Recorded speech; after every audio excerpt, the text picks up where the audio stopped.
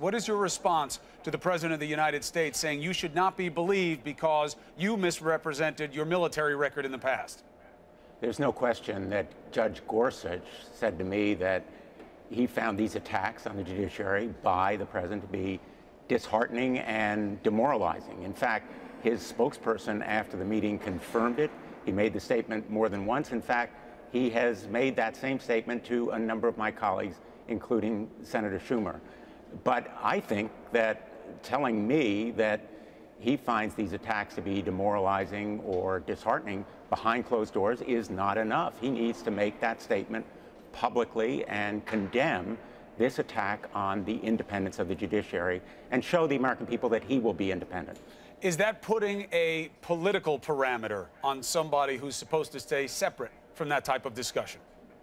I said to Judge Gorsuch, and I believe that ordinarily a Supreme Court nominee would not be expected to comment on issues or political matters or cases to come before the court.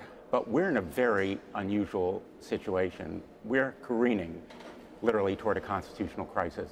And he's been nominated by a president who has repeatedly and relentlessly attacked the American judiciary on 3 separate occasions. Their credibility and trust is in question. And he's established a litmus test for his nominee to be pro-life, to be pro-Second Amendment, to be conservative. So just to be clear, when the president says you misrepresented Judge Gorsuch's views, is he telling the truth?